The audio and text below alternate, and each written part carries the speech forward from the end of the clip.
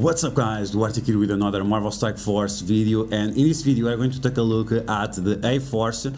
We are going to continue our journey for the preparation for the Famine Scourge event, and in this video we are going to talk about the A4s, the T4s that I recommend for them, the best position for them, also how much investment you should give to them, and the best game modes and how we are going to use them on the Famine Scourge event. As always, if you like the information on this video, make sure you share it with your friends on Facebook and Discord. If you're new to my channel, make sure you subscribe for more Marvel Strike Force content, and make sure you smash that like button. Okay, so let's get started.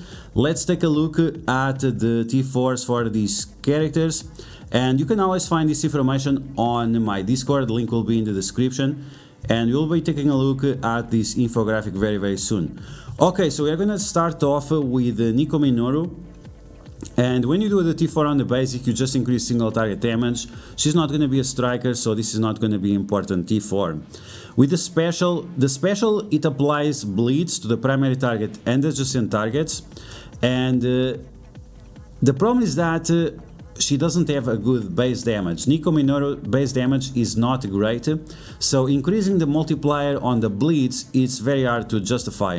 This is also a turn 2 ability, so you kind of lose the value if you're not able to use this ability as often as possible. Okay, moving on, we have the ultimate, and the ultimate doesn't do anything outside of Alliance Wars except doing a little bit more piercing damage. The multiplier is pretty decent, but as I mentioned before, her base damage it's not the greatest. Now in Alliance Wars, and I'm going to only say this because it's Alliance Wars offense, Alliance Wars defense we would completely ignore it, but Alliance Wars offense it has a little bit more value. And if you like Alliance Wars and you want to use this team, Nico Minoru T4 on the ultimate is very strong for Alliance Wars, because you are applying Disrupt and Trauma for one additional character. So it's going to apply Disrupt and Trauma to the highest health, primary target and the highest damage from the enemy team. So it's a very decent T4 for Alliance Wars, otherwise it's not. Finally we have the passive, and the passive it's going to give safeguard to the highest health A-Force ally, and it's going to give herself 50% more drain. As I just mentioned, she doesn't have a lot of damage, it's a lot of single target damage, and even the big damage that she has, it has very long cooldown. Overall it's not an important T4 at all, so if you care about Alliance Wars, just do the ultimate. If you don't care about Alliance Wars, just skip all the T4s on Nico Minoru, because they are not important at all. Now taking a look at Spider-Woman. Spider-Woman, she's a very flexible character, and you'll see when you will take a look at the best game modes for them that she's quite useful in many places. But in terms of the T4s, when you do T4 on the basic, instead of applying defense down to one target or for one turn, you are going to apply the defense down for 2 turns on the primary target. This is okay T4 because she is super fast, but overall is not super important, and we are not going to use her as a striker because we have other characters as strikers with priority, so it's not going to be an important T4. Then we have the special, and the special is going to increase the damage on the primary target and adjacent targets, but the important part about this T4 is that it changes to one additional target. This is going to be useful in many game modes, and it's going to allow you to apply the offense down and heal block for 2 turns to an entire team. So it's going to be great in situations like Cosmic Crucible, Avengers Tower and Alliance Wars. Outside of that, in for example situations like raids and Dark Dimension, it's also going to be very solid because you'll be able to apply offense down and heal block to most characters. So this is a very decent T4. Now in terms of the ultimate, increase on the single target damage, and you're going to flip one additional positive effect on the primary target, so that's not important at all, and this is a turn 2 ability, so it's not relevant at all, it's something that you can definitely skip. Then we have the passive for Spider-Woman, and this one is pretty decent because you are going to get defense up for 2 turns on spawn for yourself and for the entire team. As I mentioned, because she has viability in different game modes, this 2 turns defense up is very strong. Of course, if you are using the entire team, the defense up is going to be great. 2 turns, reduce damage 50%, and that's it. Now it has also this additional effect, lowers the accuracy of the enemies by additional 15% to a total of 25%. So that means you have the chance 1 in 4 that the enemies will miss their attacks if they have offense down. This is such a convoluted ability that it's 100% skippable. If you do this T4, it's just because of the 2 turns defense up for herself and for the entire team. Okay, so now we're going to take a look at Captain Marvel, and Captain Marvel, she is garbage. She was garbage in the past, she's still garbage, and the reason why she is garbage is because she only does single target damage, and all the effects she has, it's mostly single target damage. So the basic increases the damage single target, the multipliers are pretty good, and she has very strong stats, but that alone is just not enough. The abilities have long cooldowns, and once again it's just single target damage.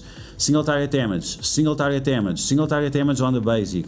So if you don't have Captain Marvel at 6 red stars or higher, so 6 red stars or 7 red stars, and if you don't have her at least gear tier 14 or gear tier 15, it's something that you should not invest because she's not a character worth investing.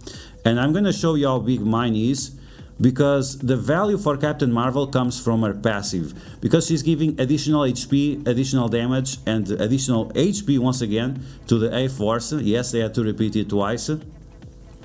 And that's the only reason why she's there. And to give these buffs, if you have her at level 50 with gear tier 10, it's gonna be as useful as she is with more gear and with more T4s. So the T4s for Captain Marvel, 100% skippable. This one increases the damage from her passive ability, but once again it's not important at all.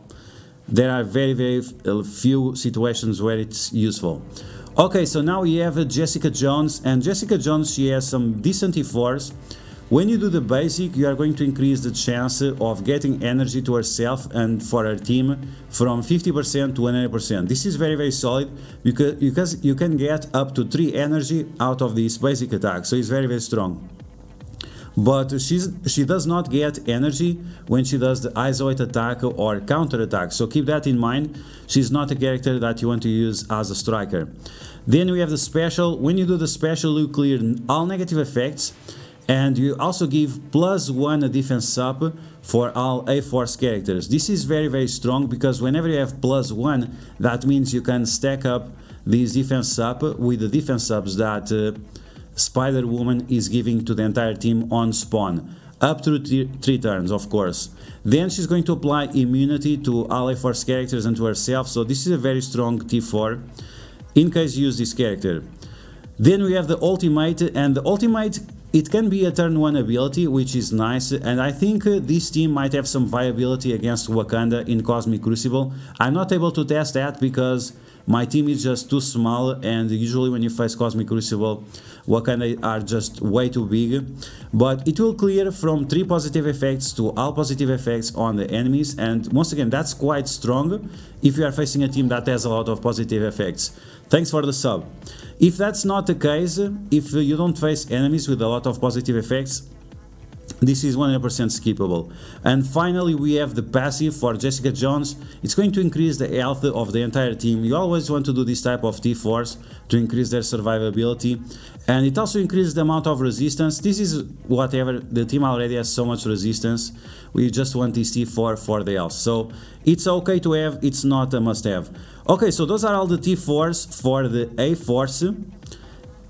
And now let's take a look at the infographic. As you can see, it only has very few T4s at 4 stars or above, so you can see one here and the other one here, but this one is only for Alliance Wars, as I mentioned. So as you can see, most of the T4s are nice to have and borderline skippable, so this team does not require a lot of investment. Now when we take a look at the isolate, The team is going to use mostly Skirmisher Isolate because they are extremely fast and because one of the best 5th characters for this team is Doctor Doom. And because Doctor Doom has the time platform and that gives him 3 additional turns, you want to make sure that the enemies have as many vulnerabilities as possible. This is why we're going to have Nico Minoru, Spider-Woman and Jessica Jones with Skirmisher Isolate. Captain Marvel can also be a striker like Doctor Doom because she does that very strong single target damage where you want precision to get rid of your problematic characters like Squirrel Girl. Now, you can also make this team a little bit like hard to kill if you change some of these characters to healer isolate. This is something that it's not very common, but there is a possibility. We start to see this team on defense on Cosmic Crucible because once again they are so fast, because they have so much resistance, defense subs and health, and if you change them to healer isolate, it can be a team quite annoying to deal with in Cosmic Crucible defense. So you can see right here usually the typical position of the team. Now in terms of the game modes, you can see that the team is quite solid in Blitz. You can even break them apart to make other characters more stronger or with higher chance of winning. In terms of arena, none of these characters are important apart from Spider-Woman because she's so fast. She can apply ability block to Morgan Le Fay, she can apply ability block to Doctor Doom, Eternals. That she is extremely fast, and that turn 1 ability block is extremely important in arena. Now in terms of raids, none of these characters have utility. Spider-Woman, she has minor utility, but it's not important at all. In terms of Dark Dimension, Jessica Jones, she has some minor utility as well. It's not recommended, but Spider-Woman, she is very strong for Dark Dimension. Once again, because she's applying that offense down for 2 turns, and if you pair her with Shang-Chi and other strong characters from the city category, she becomes very strong, like Cloak and Dagger, Shang-Chi and Spider-Woman. It's a very solid team for Dark Dimension 3, 4 and 5.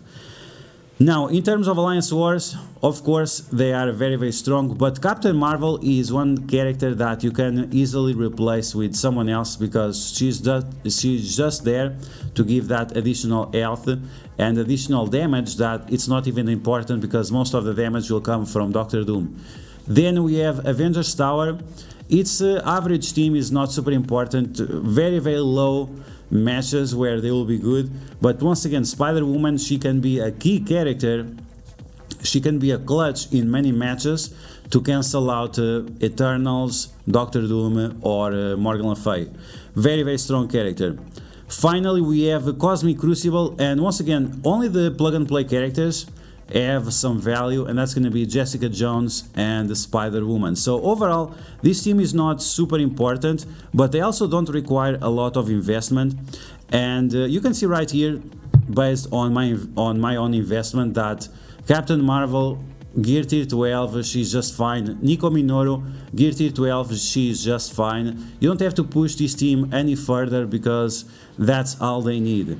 Now in terms of the Famine Scourge event, what you want to use these characters for, it's not 5 and 10 of course, but you want to split the team in 2 so you can use both of them as sack teams because both of them are quite beefy. You can use Jessica Jones with Captain Marvel to sack the ultimates for the first time, for example on the Node 5 from Zemo, and then you can use Spider-Woman and Nico Minoru on Node 10 in order to waste the ultimates of Icarus, which is very important in case you want to get at least 1.5 million points, which is extremely important because if you want to get Rogue at 5 yellow stars, 6 yellow stars, 1.5 million points, that's gonna be your goal.